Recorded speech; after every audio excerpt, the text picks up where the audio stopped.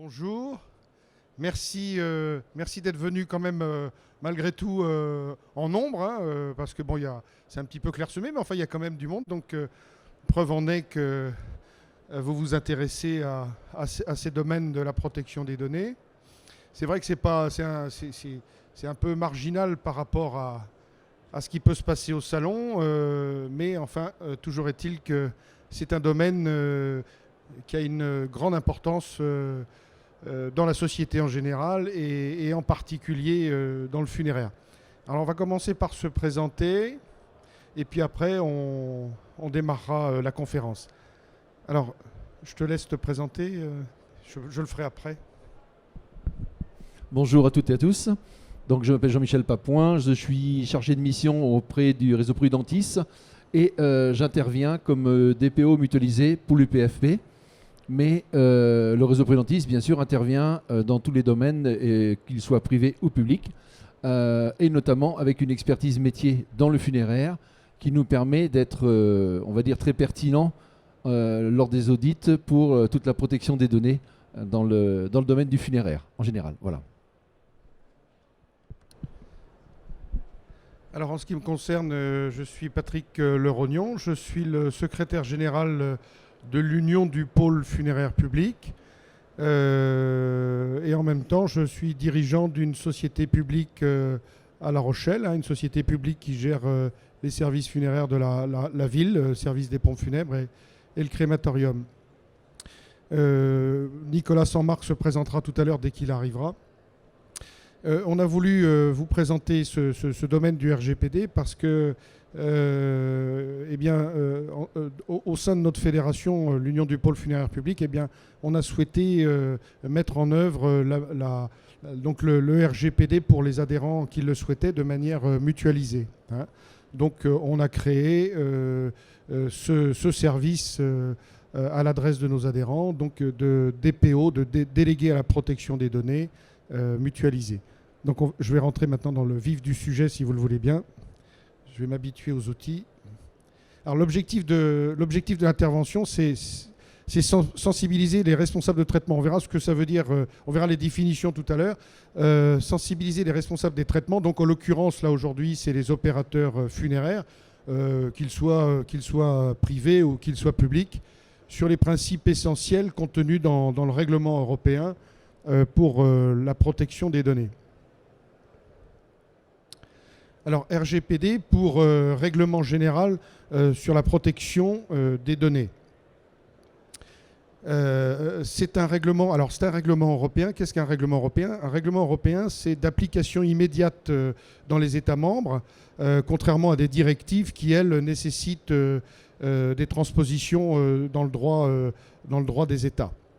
Donc c'est un règlement européen qui a été, voté le 27 avril 2016 et qui est entré en vigueur dans les pays européens depuis le 25 mai 2018. Ça fait donc plus d'un an. Le RGPD vient réformer la législation existante et responsabiliser les entreprises afin de sécuriser la gestion des données à caractère personnel, considérant que les données personnelles touchent à la vie privée et aux droits et libertés fondamentaux des individus. Donc leur manipulation nécessite des précautions particulières. Le RGPD aussi renforce les droits reconnus à chaque personne dont les données sont collectées et il responsabilise davantage les entités qui détiennent et exploitent des données à caractère personnel. Alors le RGPD, c'est pour qui? Eh bien, il s'appliquera à toutes les entreprises qui traitent des données personnelles des citoyens européens, que ces sociétés soient européennes ou non d'ailleurs. Une société basée à l'étranger mais qui traiterait des données de citoyens européens est tenue au respect de ces règlements. Il répond à trois objectifs.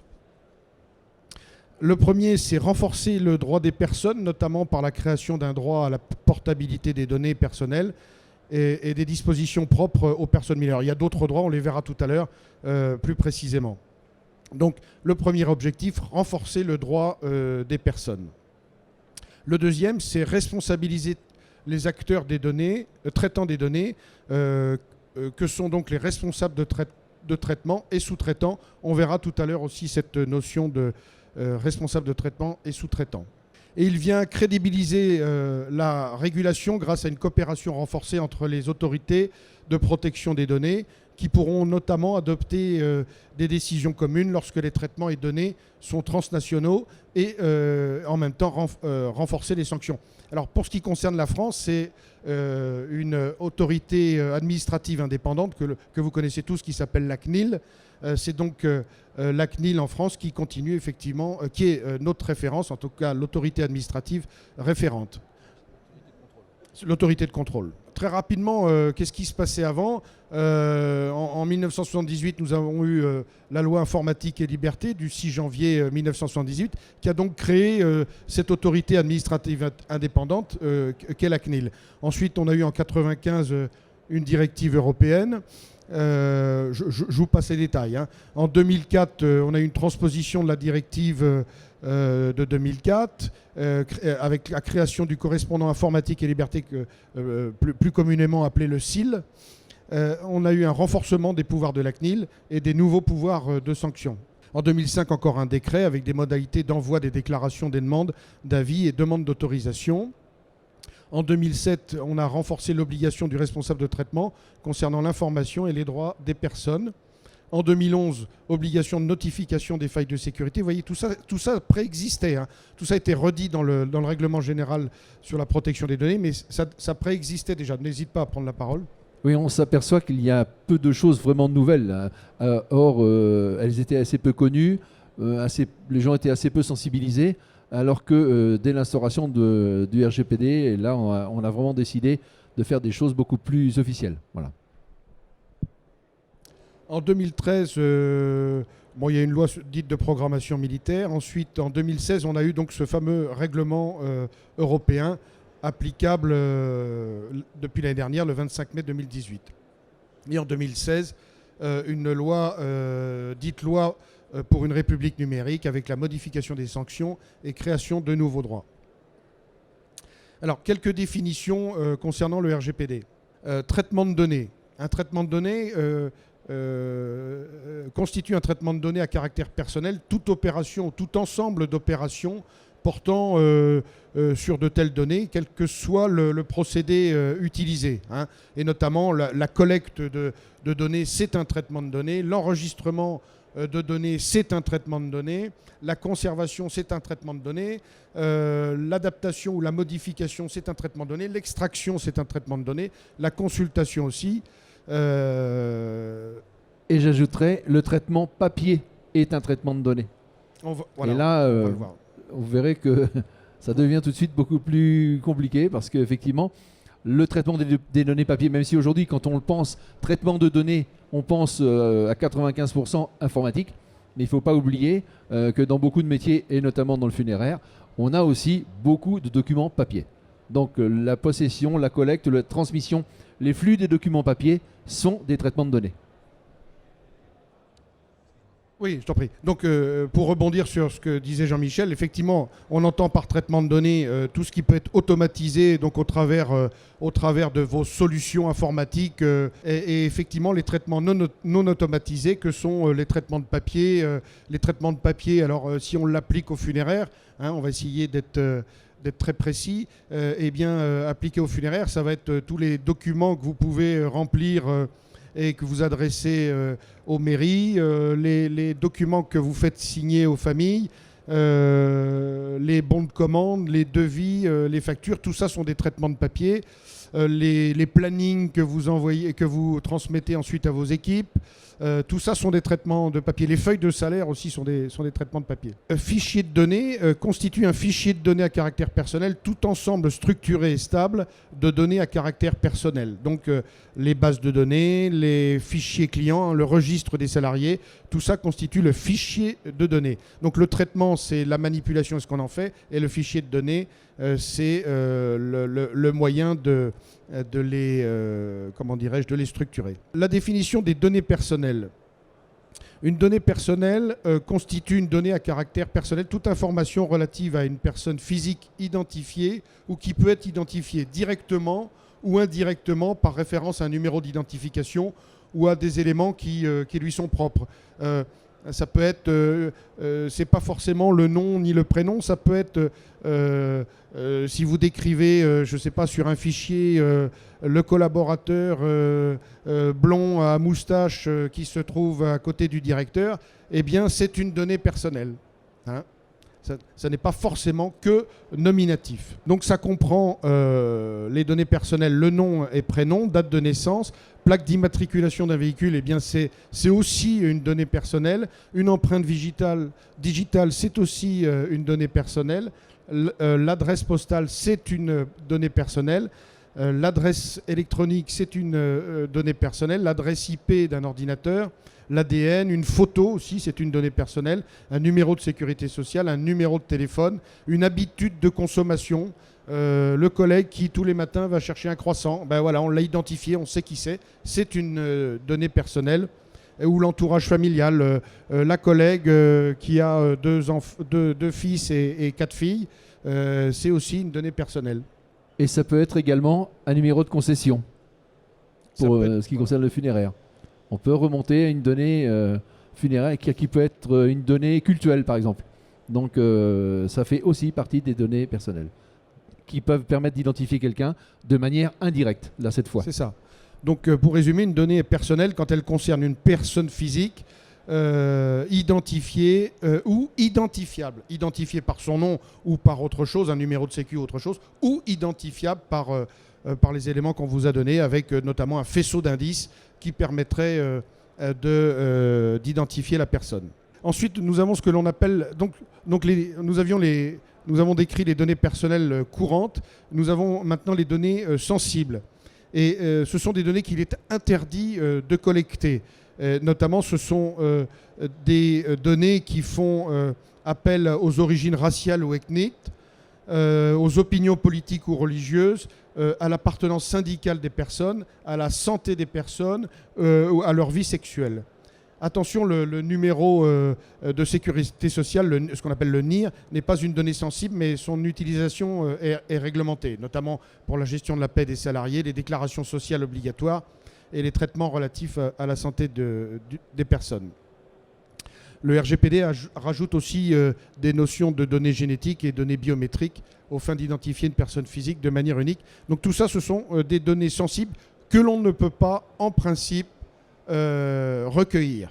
Vous aurez bien compris que dans l'aspect données religieuses, vous allez avoir à avoir connaissance souvent de données religieuses, puisque du fait d'être opérateur funéraire, on a forcément des informations cultuelles. Donc c'est là où il faut être très vigilant dans le traitement, dans la conservation et la collecte de ces données-là.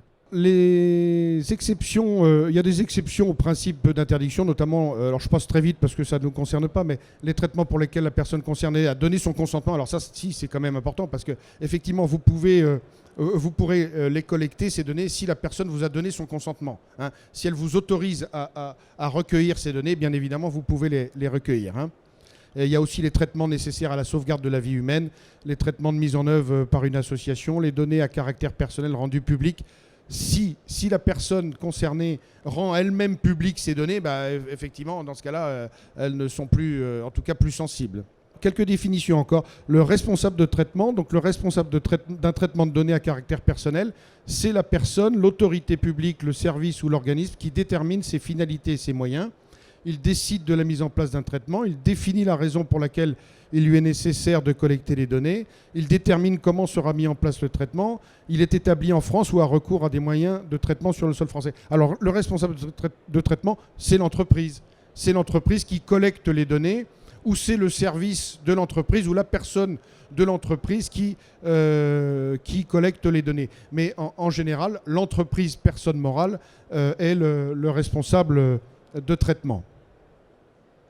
Le sous-traitant, c'est toute personne traitant des données à caractère personnel pour le compte du responsable de traitement.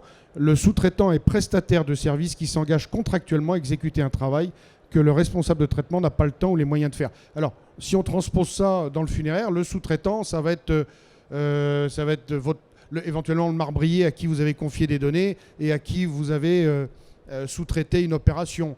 Ça va être plus généralement pour les fonctions support, ça peut être le service de la paye s'il est externalisé, eh bien c'est un sous-traitant. Et ça peut être également pour les sous-traitants dans le cadre de votre logiciel de gestion, qui peut être externalisé. Et donc dans ce cas-là, le prestataire qui vous met à disposition votre outil informatique externalisé est un sous-traitant.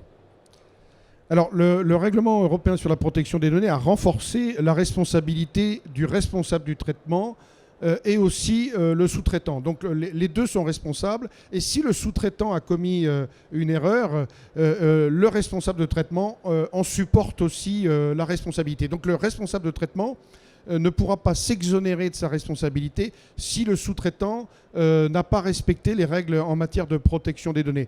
D'où l'obligation, on en reparlera à la fin, mais d'où l'obligation effectivement d'avoir dans les contrats, dans la relation contractuelle entre le responsable de traitement et le sous-traitant, des dispositions relatives au RGPD, notamment aux obligations de protection et de sécuriser les données. Et on verra l'obligation de tenir un registre des traitements. Le destinataire des données, c'est toute personne habilitée à recevoir communication des données autre que la personne concernée. Le responsable de traitement, le sous-traitant et les personnes qui, en raison de leur fonction, sont chargés de traiter les données. Donc, par exemple, chez nous, dans le funéraire, le destinataire des données, ça va être le conseiller funéraire. Hein. Il a recueilli des données de la famille, eh bien, il est destinataire des données. Alors pourquoi toutes ces définitions? Parce qu'on verra à la fin, mais on passe d'un régime déclaratif où on déclarait ses fichiers à la CNIL à un régime où c'est l'entreprise qui assure elle-même, qui a elle-même la responsabilité, donc elle doit identifier l'exhaustivité des traitements qu'elle assure, dont elle a la responsabilité. Avant, on transmettait ça à la CNIL. Maintenant, la CNIL n'est plus récipiendaire de nos informations. C'est nous-mêmes qui devons les gérer et en assurer la sécurité et la protection. Donc vous verrez, je vous expliquerai à la fin que désormais les employés de la CNIL ne seront plus ne vont plus être attachés à rentrer vos fichiers, ou en tout cas vos déclarations, mais vont maintenant être dédiés au contrôle. Parce qu'ils ne vont pas disparaître. 185 contrôleurs recrutés cette année encore. Nicolas Sanmar, voilà, qui est donc... la caution juridique. Voilà, c'est la société L'Hexagone et qui a mis en place un logiciel, qui a mis en œuvre un logiciel qui s'appelle DPM, et en même temps, il est juriste de la protection des données. Voilà. Donc, d'où l'intérêt, effectivement, dans votre relation contractuelle entre le responsable de traitement que vous êtes et le sous-traitant, eh bien, d'avoir des clauses, d'abord un contrat et des clauses contractuelles en matière de RGPD. Donc, comme je vous le disais, ça peut être votre marbrier sous-traitant, ça peut être l'avocat qui traite le droit du travail dans votre société, ça peut être le service de la paix s'il est externalisé. Ce sont des sous-traitants. N'hésite pas à prendre la parole s'il m'arrive quelquefois de dire une bêtise. Définition, personne concernée, eh bien, c'est la personne à laquelle se rapportent les données qui font l'objet du traitement. C'est-à-dire que la famille que vous allez avoir en face et qui va vous confier ces données, eh bien, elle s'appelle la personne concernée. Ensuite, nous avons les tiers autorisés, une administration ou autorité publique pour qui la loi permet de se faire communiquer sous certaines conditions et dans le cadre de leur mission particulière des informations personnelles. Alors, encore une fois, pourquoi toutes ces définitions? Parce que vous devrez identifier dans le fameux registre des traitements, on le verra à la fin, vous devrez identifier tous ces flux et toutes ces personnes. Hein, les personnes concernées, les sous-traitants, les destinataires et les tiers autorisés si vous en avez. Ce qui veut dire qu'on va retrouver les mairies, les gestionnaires de cimetières, etc. etc. Alors, le traitement des données, pour être conforme, il doit respecter les principes suivants. La licéité, il doit être légal, hein, la loyauté, la transparence des traitements de données à caractère personnel, l'existence d'une finalité, c'est-à-dire qu'effectivement, si vous traitez des données, si vous recueillez des données d'une personne, d'une famille, vous devez en définir la finalité.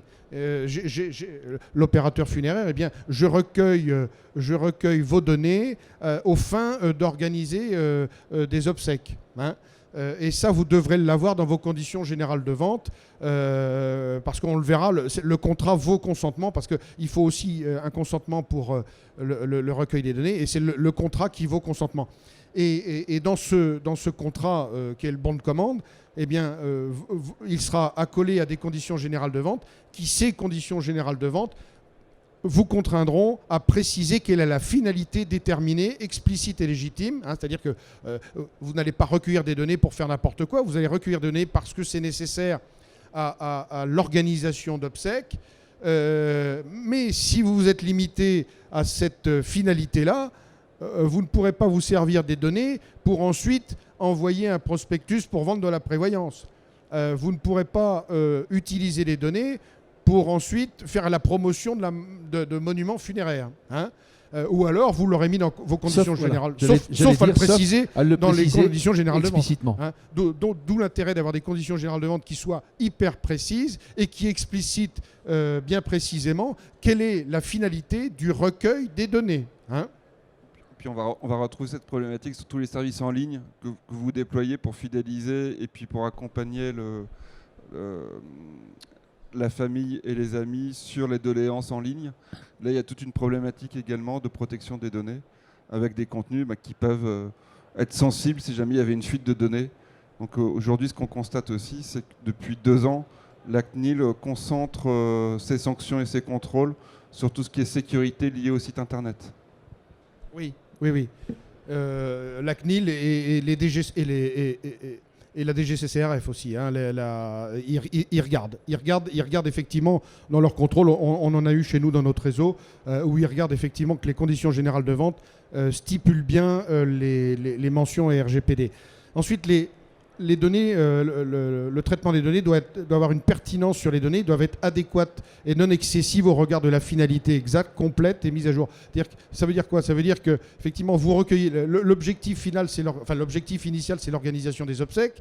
Alors certes, et ces données, vous pourriez vous en servir éventuellement avec l'accord de la famille parce que c'est dans les CGV pour éventuellement faire la promotion de la prévoyance funéraire, mais vous ne pourriez pas à un moment donné vous en servir pour tout et n'importe quoi. Hein. Donc il faut rester quand même assez restreint dans la finalité et donc dans la pertinence des données de ce que vous en faites, quoi, du traitement, par la pertinence du traitement.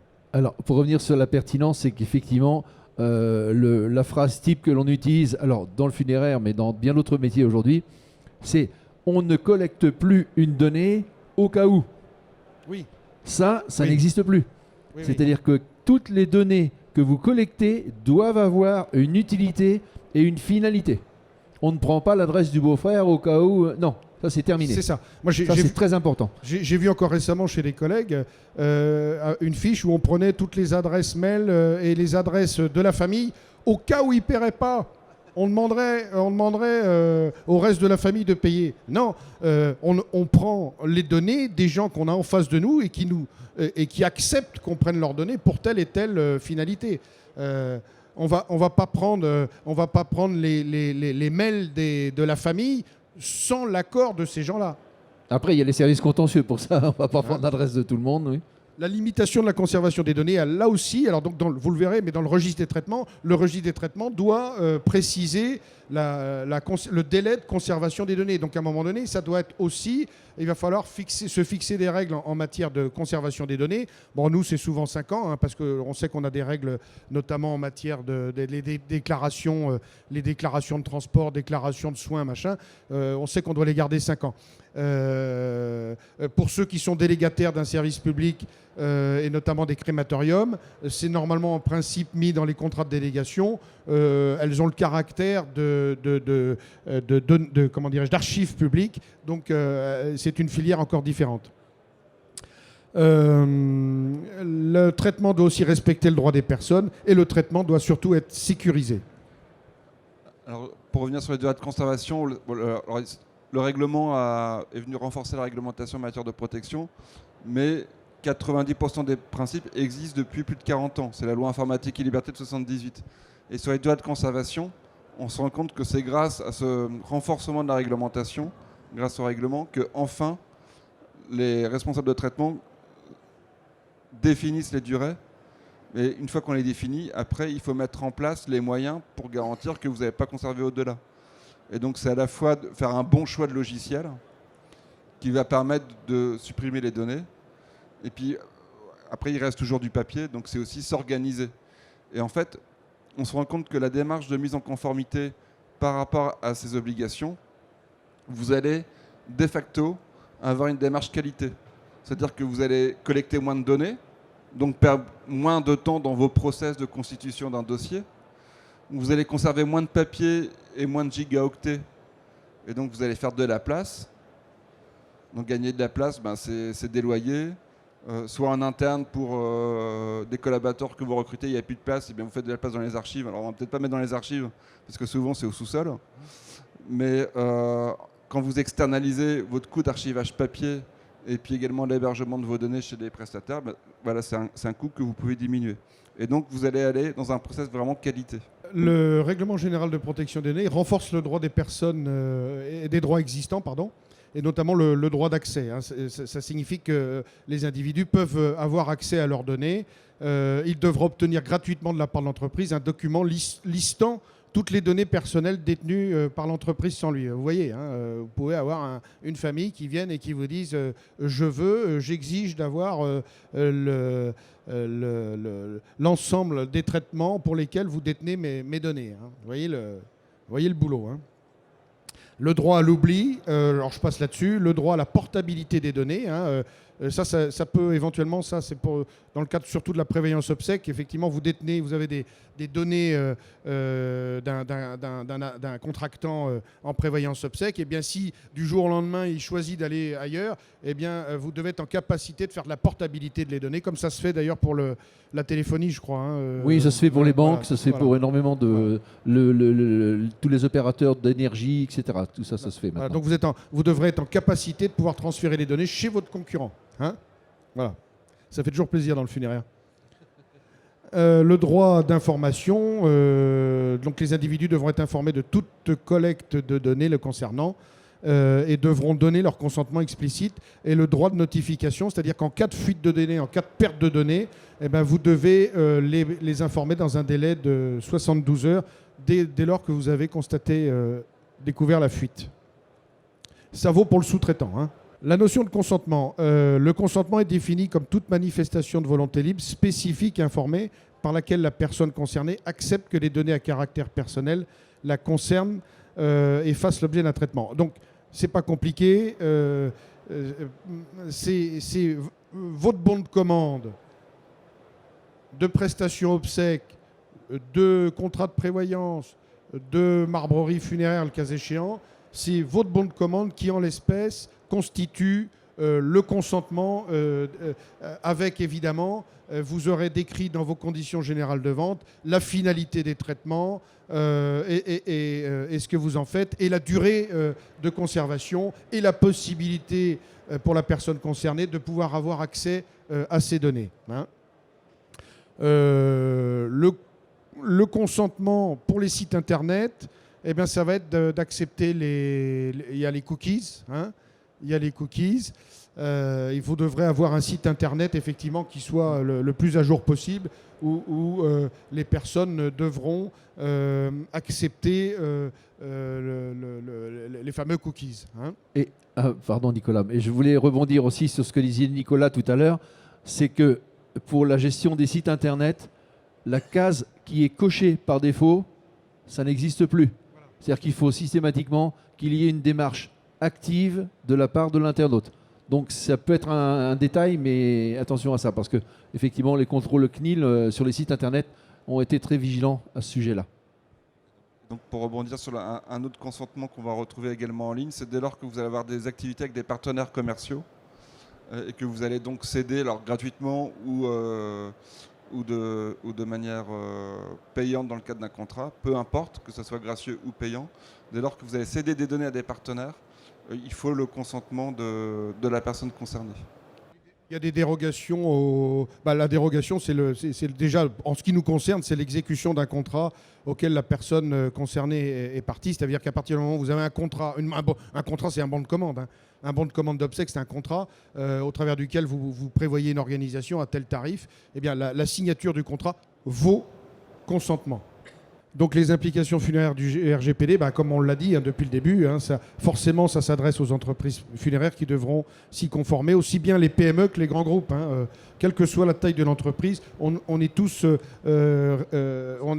contraints par ces dispositions. Sachez que ça peut être la non-conformité au RGPD pourrait vous être reprocher, voire pourrait éventuellement initier un contentieux de la concurrence. C'est-à-dire que votre concurrent est en conformité avec le RGPD, parce que ça coûte. Hein, la mise en œuvre du RGPD, la conformité du RGPD, ça coûte. Donc ce sont des frais supplémentaires pour la société qui forcément vont impacter la marge de la société, voire éventuellement impacter ses tarifs. Donc le concurrent qui ne serait pas en conformité pourrait se voir mis en responsabilité par celui qui, lui, serait en conformité, et notamment par le biais des autorités de l'autorité de la concurrence. Donc nul ne peut s'exonérer de ses obligations. Hein. Et pour l'instant, il n'y en a pas encore eu, mais ça pourrait arriver. Hein. Ça concerne quoi pour nous ? Nous, ça va concerner nos logiciels commerciaux. Alors, je ne vais pas les citer parce qu'ils sont là, puis je risque d'en oublier. Ça va concerner les ERP, ça va concerner la paye, ça va concerner vos logiciels d'accès, vos vidéos, ça va concerner vos fichiers Excel, Word, ça va concerner tout ce qui est... c'est-à-dire que vous tenez un fichier pour tenir la performance de vos salariés. Tiens, il a bien vendu ou il n'a pas vendu. Qu'est-ce qu'il vend dans le mois ? Qu'est-ce qu'il ne vend pas dans le mois ? Eh bien, ça, c'est un traitement de données pour lequel le salarié devra avoir donné son consentement. Donc, il devra être informé de ce que vous faites de ces données.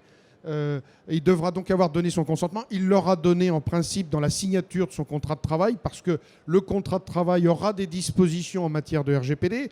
Alors pour les anciens salariés qui étaient là avant le RGPD, eh bien vous aurez rédigé un avenant au contrat de travail dans lequel vous aurez les dispositions relatives au RGPD. Donc il saura de manière très précise ce que vous faites de ces données. Donc si vous tenez un fichier Excel pour mesurer la performance de vos salariés, eh bien il devra savoir qu'il y a un traitement spécifique dédié à la mesure de sa performance. Alors là, pour un client, on a un salarié en Angleterre qui vient d'être licencié pour motif économique. Et ce salarié nous a demandé un droit d'accès. Et dans ce droit d'accès, il a demandé l'ensemble des messages électroniques, messagerie instantanée, WhatsApp compris, où son nom, prénom apparaît, son acronyme apparaît, ou le petit surnom que lui auraient donné ses camarades. Donc, quand on s'est limité à son nom, prénom dans la messagerie électronique, c'est un salarié qui n'est pas là depuis très longtemps, on est quand même monté à 6000 mails. Et quand on a réduit les correspondances entre son manager et le DRH, on est tombé à 700 mails. Donc, on est en train d'analyser 700 mails pour voir si on peut lui transmettre avec l'accord des deux destinataires. Parce qu'en fait, lorsqu'un salarié exerce un droit d'accès, en fait, sa demande généralement déborde le droit d'accès RGPD, informatique et liberté. Il veut se constituer des preuves pour le prud'homme, la zone de commentaires libres dans le fichier Excel où on dit que c'est vraiment un fainéant. Oui. Et donc, la conclusion de tout ça, c'est qu'aujourd'hui, depuis 1 an et demi, on se rend compte qu'il y a de plus en plus de demandes de droits d'accès qui viennent de l'intérieur d'un salarié qui est mécontent et qui sort de l'entreprise. Et donc, derrière, il y a déjà une première analyse de savoir qu'est-ce qu'on peut lui donner et pas lui donner.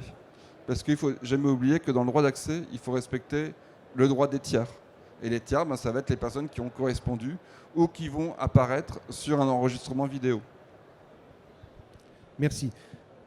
Donc vous avez aussi les traitements non automatisés. Donc je vous le rappelais tout à l'heure, les plannings pour l'organisation des obsèques, les plannings pour les marbriers, les déclarations en mairie, Tout ça, ce sont des traitements papier dans lesquels vous aurez identifié effectivement des données personnelles. Eh bien, ces traitements-là, il va falloir effectivement décider. Il ne faudra plus que ça traîne partout. Il ne faudra pas que n'importe qui puisse les voir. Il faudra donc sécuriser leur, comment dirais-je, leur archivage et décider en pertinence quel est le temps que vous devez garder, le délai pour lequel vous devez conserver ce document. Hein. Je ne sais pas, moi, un planning opérationnel, eh bien, il est peut-être nécessaire de le garder, je ne sais pas, peut-être 3 mois en cas de contestation du salarié, ou 3 ans, ou peut-être 3 ans parce que les salariés peuvent revenir sur une période de 3 ans en arrière par rapport à un contentieux prud'homal.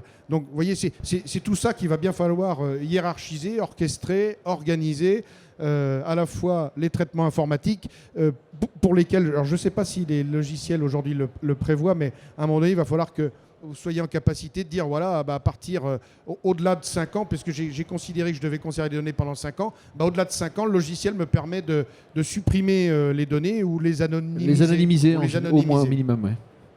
Et donc, nos fournisseurs de logiciels devront avoir des solutions informatiques qui devront prévoir ce dispositif soit d'anonymisation, soit de destruction.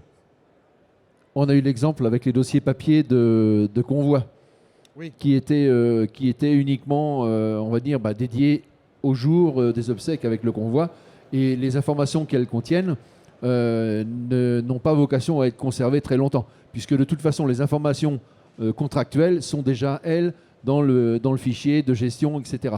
Donc, il avait été déterminé en fait, que ces informations-là ne soient pas nécessairement conservées très longtemps.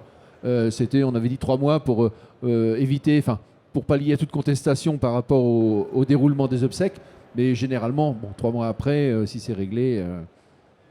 voilà. Alors, pour continuer dans les implications funéraires, on verra ce que c'est que le DPO ou DPD.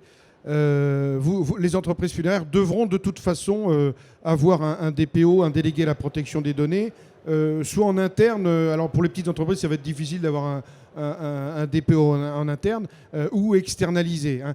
Ça va être difficile. Pourquoi ? Parce que d'abord, alors vous pourriez éventuellement avoir un salarié qui se soit spécialisé là-dedans, mais il faudra que ce soit ni le comptable, ni les RH, ni les DSI, ni la DSI, ni la direction générale. Hein. Parce que sinon il y aurait conflit d'intérêts. Hein, donc il y a des fonctions pour lesquelles on ne peut pas être délégué à la protection des données parce qu'on est en conflit d'intérêts. Il y a les conflits d'intérêts et puis les liens de subordination aussi. Et les liens de subordination, voilà. Donc ça va concerner toutes nos activités, le service des pompes funèbres, la prévoyance obsèques, la marbrerie, la gestion des crématoriums, la gestion du personnel, la gestion des droits d'accès des locaux, si vous avez une chambre funéraire par exemple, et nos sites internet. À tout moment, un client qui le souhaite pourra demander à l'entreprise d'effacer les données dont elle dispose sur lui, sauf si effectivement ces données, on doit les garder un certain temps. On l'a vu pour les déclarations, on doit les garder 5 ans, on ne pourra pas les effacer.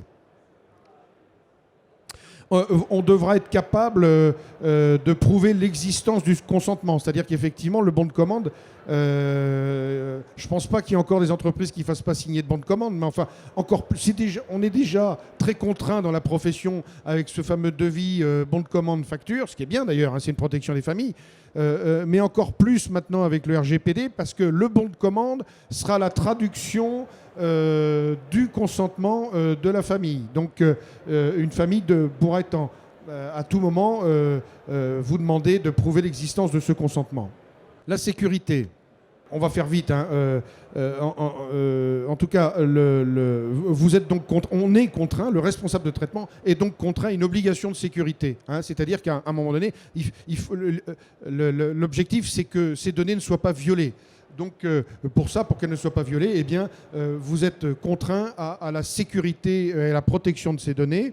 Alors ça va être la protection informatique, on va le voir rapidement. C'est aussi la protection physique, hein, les accès des locaux où il y a les archives. Est-ce qu'il est fermé à clé ? Qui a accès aux archives ? En cas d'incendie, est-ce qu'il y a tout ce qu'il faut pour éviter que les données disparaissent ? Parce que si elles disparaissent, on doit le signaler, je crois. Hein. Donc, si les données disparaissent dans un incendie, eh ben, vous devrez le signaler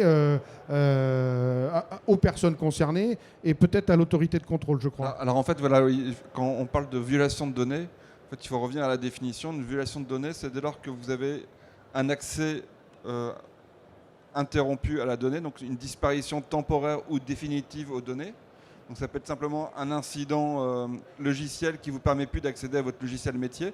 C'est ce qui est arrivé au groupe Ramsès, donc un des 2 plus grands groupes de cliniques privées en France cet été, où ils ont eu leur messagerie RH à l'arrêt pendant plusieurs jours, suite à une attaque informatique. Une disparition définitive, mais ça peut être vos archives qui sont au sous-sol avec les canalisations qui passent, rupture de canalisation, toutes vos archives sont détruites par l'eau. Ça peut être également une atteinte à l'intégrité. Donc vous avez eu un virus et la fiabilité de vos données n'est plus garantie, donc vous ne savez plus exploiter le traitement pour lequel elles sont traitées. Et les 2 derniers éléments, c'est un accès illégitime. Donc vous avez un problème de matrice d'habilitation et vous avez des salariés qui accèdent à des traitements pour lesquels ils ne sont pas habilités par rapport à leur fiche de poste. Ou des fuites de données, donc c'est votre système d'information n'est pas sécurisé par rapport à Internet, et puis vous avez Google qui va indexer vos sauvegardes, par exemple. C'est ce qui est arrivé récemment à un hôpital, où Google a indexé des scans d'ordonnances médicales. D'où, pour en finir avec la sécurité, d'où l'importance d'avoir des mesures de protection de la sécurité, notamment informatique, le chiffrement, déjà une politique d'habilitation des sessions informatiques, que n'importe qui n'ait pas accès à la session de son voisin. Pour les mails, pareil, avoir un mail pour les salariés, pour chaque salarié qui est susceptible de recevoir des messages, une traçabilité des accès. Mise en place de dispositifs d'alarme ou de vidéosurveillance. Il ne faut pas voir cette réglementation RGPD comme une contrainte, parce que vous, déjà dans votre métier, dans l'activité, on fait déjà attention à beaucoup de choses. Il ne faut pas le voir comme une contrainte, il faut vraiment le voir comme un moyen d'améliorer le fonctionnement et de remettre un peu à plat toutes les données qui peuvent circuler, de voir un peu qui a accès à quoi, parce que ça c'est très important. En matière d'information, je vais passer assez vite parce que vous ne le retiendrez pas, mais juste vous sensibiliser là-dessus. Donc en matière d'information, et c'est notamment l'information en cas de perte de données ou de violation des données. Donc le sous-traitant vers le responsable de traitement, eh bien, dans les meilleurs délais, il doit prévenir le responsable de traitement. Ça concerne les violations de données à caractère personnel. Le responsable de traitement, du coup, vers l'autorité de contrôle dans les 72 heures. C'est toute violation susceptible d'engendrer un risque pour les droits et libertés des personnes. Et ensuite, le responsable du traitement doit aussi prévenir les personnes concernées. Donc si vous avez fait l'objet d'une attaque informatique, donc d'une violation des données, eh bien, voilà le circuit pour lequel vous serez contraint de vous plier. Alors, comment se préparer au RGPD ? Il faut d'abord cartographier les données personnelles que vous avez dans votre entreprise et notamment faire un état des lieux des données personnelles à disposition, l'origine, le mode de collecte et de leur utilisation, identifier où sont stockées vos données, qui a accès et s'il y a d'éventuels risques pour l'intégrité des données, déterminer les données que vous avez besoin de conserver, lesquelles sont réellement légitimes et pertinentes. Vous devez mettre en place les mesures de sécurité appropriées. Vous devez mettre à jour votre dispositif de collecte, c'est-à-dire qu'effectivement, mettre à jour le dispositif de collecte, c'est vérifier que vous avez bien le consentement explicite de vos clients ou des utilisateurs. Alors, il y a aussi les clients, et on l'a vu tout à l'heure, les salariés, et les fournisseurs. Oui, les fournisseurs sont aussi des personnes concernées, c'est-à-dire qu'effectivement, dans votre registre de traitement, si vous avez identifié un fournisseur, si vous avez identifié nominativement le représentant du fournisseur, donc si vous avez un nom, ça fait partie c'est un traitement de données. Donc vous devrez l'identifier dans votre registre des traitements.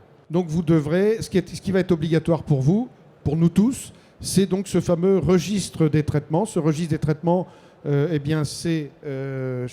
tu veux l'expliquer, le registre des traitements? Oui, alors, le registre des traitements, c'est vraiment la grande évolution du règlement. Avant le règlement, on devait faire des formalités auprès de la CNIL. C'était un formulaire administratif qu'on envoyait, puis on pensait qu'on était conforme. Le registre remplace en fait ce régime de déclaration.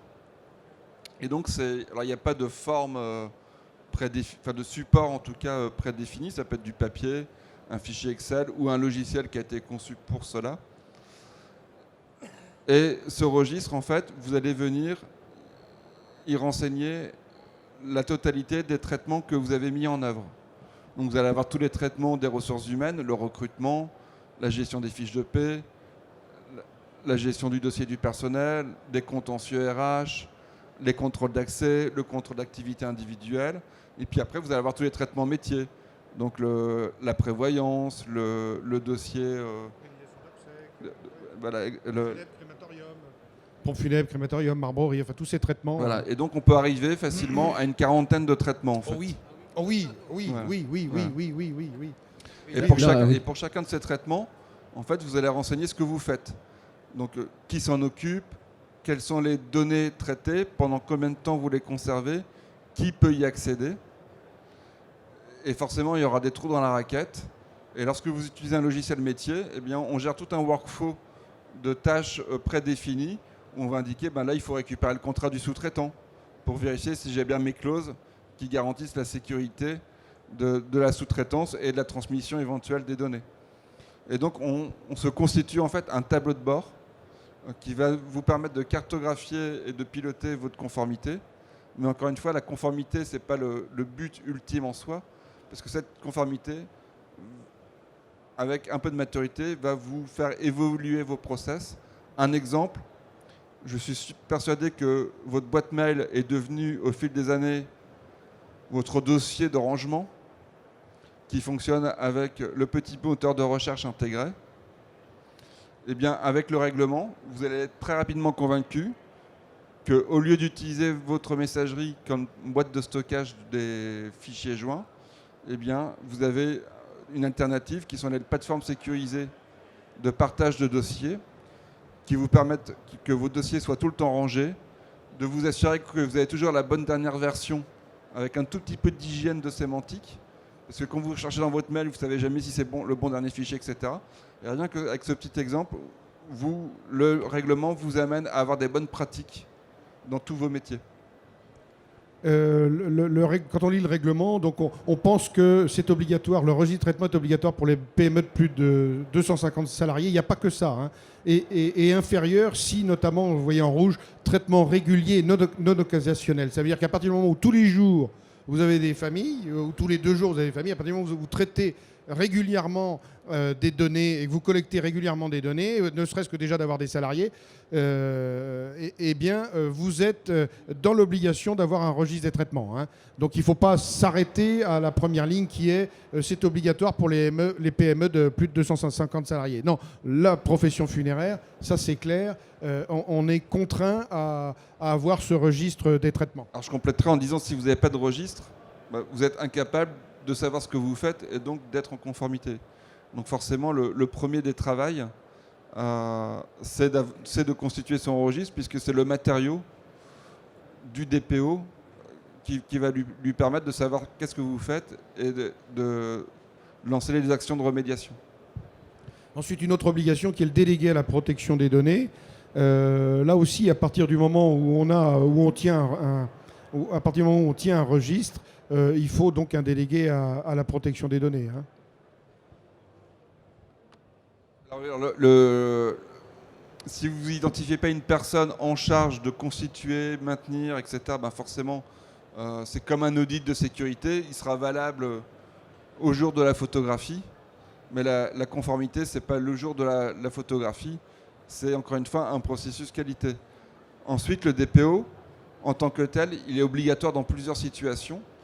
Donc il est obligatoire pour tous les responsables de traitement qui sont de droit public. Donc personne morale de droit public, par défaut, elle doit avoir un DPO. Et donc là, dans ce cas-là, le simple fait de ne pas l'avoir, c'est déjà un manquement. Et après, ensuite, pour les pompes funèbres de droit privé, puisque vous traitez des données sensibles, comme la religion. Parfois, vous allez également avoir des relevés de corps avec des affaires pénales. Et donc forcément, dès lors qu'on traite des traitements sensibles, c'est-à-dire des traitements qui présentent un risque élevé pour les droits et libertés des personnes s'il y a une violation de données, on a également l'obligation d'avoir un DPO.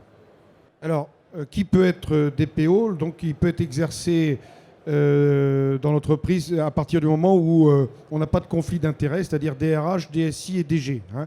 C'est-à-dire qu'un DRH, un DSI, alors qu'on pourrait penser que c'est au contraire, c'est le DSI parce que il y a beaucoup de données, tout est informatisé. Non, parce qu'il y a un risque de conflit d'intérêts, ça ne doit pas être le DSI, ça ne doit pas être la DRH, parce que vous l'aurez compris aussi, et ça ne doit pas être le DG non plus, parce qu'on aurait un conflit d'intérêts. Donc ça peut être n'importe qui d'autre, soit un salarié qui a d'autres tâches, soit c'est un salarié qu'on recrute spécifiquement, mais dans ce cas-là, c'est surtout les entreprises quand même de taille conséquente, ou alors ça peut être externalisé et mutualisé au travers d'entreprises qui le font. Hein. Voilà.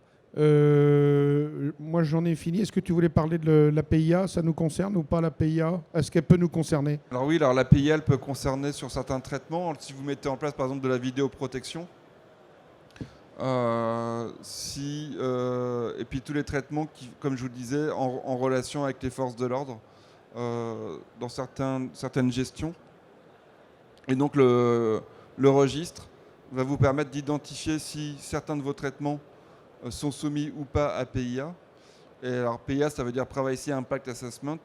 En bon français, c'est l'impact sur les droits et libertés, sur la vie privée. Liberté des personnes, voilà, qu'on résume à la vie privée. La CNIL a mis en place un logiciel que nous, on a intégré au registre qu'on a créé. Et dès lors qu'on a une série de 9 questions, dès lors qu'on répond oui à 2 questions, le logiciel vous dit, ben voilà, il faut faire un PIA. Et dans ce cas-là, c'est une méthode qui peut être plus ou moins longue en fonction de l'ampleur du traitement, mais qui va nous permettre de ne rien oublier. Et en fait, le PIA, c'est d'analyser quelles sont les vulnérabilités possibles. Donc les vulnérabilités, c'est la réalisation d'une violation de données, perte, intégrité, accès illégitime. Et donc on va mesurer le niveau de vraisemblance de la réalisation de cette vulnérabilité. Et si elle se réalise en face, quel est l'impact pour les personnes concernées? C'est ça. Donc le client, le salarié, un visiteur. Et en fonction de cet impact, qui peut être matériel et moral, et c'est là où je vous dis que les condoléances en ligne, en fonction du contenu, en fonction des photos qui vont être mises, eh bien, vous pensez que c'est un traitement anodin, mais vous ne maîtrisez pas le contenu. Et donc, s'il y a une fuite de données, peut-être que l'impact moral et matériel peut être important. Alors, je prends souvent l'exemple de lorsque le site canadien de relations extra-conjugales s'est fait pirater et que les fiches des membres ont été mises sur la toile. En impact moral, vous avez eu des divorces. Et alors même matériel, parce qu'un divorce, généralement, pour faute, ça coûte cher, pour celui qui était fautif. Et puis, l'impact summum, c'est qu'apparemment, suite à ces fuites de données, certaines personnes se sont suicidées. Donc, cette analyse est vraiment importante. Et elle va permettre de dire, on va diminuer certains types de données, on va renforcer la sécurité à tel niveau, on va peut-être conserver moins longtemps les données pour diminuer le risque dans le temps aussi. Et là, je pense par exemple à la vidéoprotection. Légalement, vous avez le droit à 30 jours. Mais est-ce que 30 jours d'enregistrement, est-ce vraiment nécessaire par rapport à votre finalité? Parce que dès lors donc si c'est pour la protection des biens et des personnes, vous allez vous en rendre compte assez rapidement, le jour même, ou 48, 72 heures plus tard, s'il y a un week-end avec un pont. Et donc là, vous allez réduire les enregistrements. Voilà quelques exemples en matière de PIA. Voilà, donc les sanctions en cas de non-conformité aux obligations du RGPD. Alors jusqu'à présent, on ne connaissait pas la CNIL parce que qui d'entre nous a vu la CNIL dans son entreprise? Enfin moi, ça va faire presque 40 ans que je travaille, je n'ai jamais vu la CNIL arriver. parce que d'abord ils avaient autre chose à faire, hein. Ils recensaient les traitements déclarés et ils enregistraient. Maintenant, la CNIL, ils n'ont, enfin, si je peux me permettre, ils vont avoir énormément de temps pour aller contrôler sur le terrain, hein. Alors, effectivement, comme il y a une dizaine d'années, lorsqu'on avait transposé la directive de 95, donc là c'est un règlement d'application directe, ces modifications au niveau européen ont toujours entraîné des modifications de l'organisation interne de la CNIL pour à chaque fois s'alléger de la charge administrative pour la mettre sur la pédagogie et le contrôle. Alors, les sanctions, c'est 4% du chiffre d'affaires annuel mondial si c'est une entreprise internationale, et ça peut aller jusqu'à 20 millions d'euros. Alors évidemment, les PME ne seront pas condamnées à 20 millions d'euros, mais ça peut aller jusqu'à 4% du chiffre d'affaires. C'est quand même pas mal, 4% du chiffre d'affaires, hein. C'est 4% du chiffre d'affaires, oui. Et du fait aussi qu'il y ait publication des sanctions, veut dire qu'on peut avoir un impact commercial également sur l'image de l'entreprise. Donc ça se mesure un peu difficilement, mais ça peut malgré tout, par rapport à des concurrents, comme tu disais tout à l'heure, avoir un impact important sur votre entreprise. Donc pour conclure, le funéraire est impacté par le RGPD, et vous aurez compris pourquoi, par la foultitude de données que l'on peut recueillir, par leur caractère quelquefois sensible, et donc le funéraire est donc contraint au respect du RGPD, notamment, je le rappelle, le registre des traitements, le délégué à la protection des données et le cas échéant, on peut presque le dire, la PIA, l'étude d'impact sur la vie privée. Voilà. Est-ce que vous voulez rajouter quelque chose? Sinon, on va laisser la place aux questions. On va laisser la place aux questions. On laisse la place aux questions. Est-ce qu'il y a des questions? Je vais donner un micro.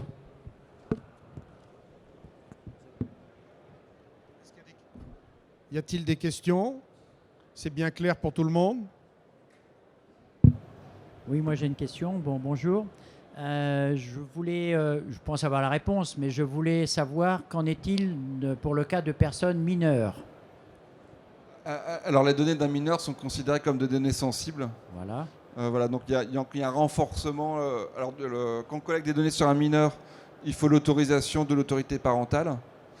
Donc il y a un mécanisme à prendre en compte. L'information doit être adaptée également aux mineurs. Donc vous devez redoubler de vigilance sur tous les principes qui viennent d'être évoqués en fait. D'accord, merci. D'autres questions? Ben écoutez, s'il y en a... Levez la main pour prendre la parole. Ah, pardon. J'ai une question concernant le droit aux salariés à avoir accès à leurs données personnelles. Qu'est-ce qui se passerait si, dans un document vidéo, par exemple, les personnes qui y figurent, qui apparaissent, ne veulent pas que leurs données soient divulguées? Alors vous avez une deuxième réglementation qui intervient, c'est le droit à l'image. Alors le droit à l'image, c'est l'article 9 du Code civil, qui a été codifié suite à un droit à l'image d'un acteur célèbre sur son lit d'hôpital, mais j'étais trop jeune et vous aussi. Et le droit à l'image, donc l'image, c'est également une donnée à caractère personnel, mais à la réglementation qui vient d'être présentée se rajoute encore une fois celui du droit à l'image, qui est un droit patrimonial. C'est-à-dire qu'une personne qui va donner son consentement à la diffusion de son image peut y revenir à n'importe quel moment. Autrement dit, dès lors que vous voulez exploiter l'image d'un salarié pour de la communication interne ou externe, vous avez l'obligation de lui faire signer une convention de droit à l'image. Et là, on va se rapprocher du droit de la propriété intellectuelle, où cette convention de droit à l'image va devoir préciser l'étendue des droits cédés sur son image, en rappelant dans cette convention, encore une fois, que la personne peut revenir à tout moment sur cet accord. Mais concrètement, si moi et mon collègue, on apparaît sur une vidéo et que mon collègue ne veut plus que, que son image, voilà. Il le demande et ça doit être exécuté. Du coup, il sera flouté sur la vidéo ou la vidéo sera détruite? Bah, si le floutage permet de complètement l'anonymiser, oui. Si c'est de la pseudonymisation, ça sera plus délicat. D'accord.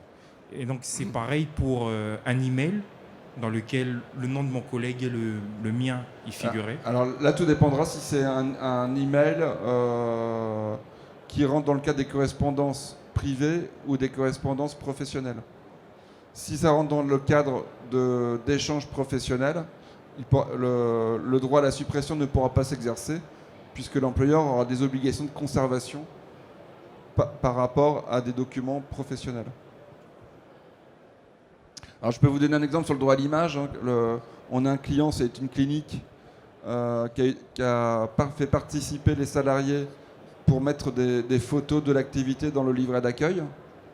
Un des brancardiers qui faisait semblant d'être un patient pour le livret d'accueil, pour l'illustrer, s'est retrouvé en conflit avec sa direction.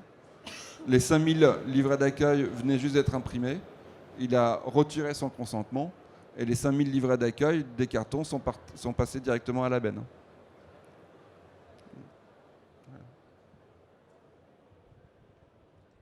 Bah, écoutez, est-ce qu'il y a d'autres questions? S'il n'y a plus d'autres questions... Oui, s'il n'y a pas d'autres questions, ben, merci de l'attention que vous avez portée à ce sujet qui n'est pas du tout sexy, mais en tout cas, c'est bien que vous y soyez intéressés. Si vous voulez plus d'informations, notamment sur les prestations qui pourraient vous être proposées, vous pouvez nous rejoindre les intervenants sur le stand. Alors, ce n'est pas l'UPFP, l'UPFP vend rien. Mais comme les intervenants seront sur le stand de l'UPFP, qui est le B12 ou B14, voilà, vous pouvez. Sinon, vous avez de la documentation sur les chaises. En tout cas, merci à tous et puis bon salon. Merci de votre attention.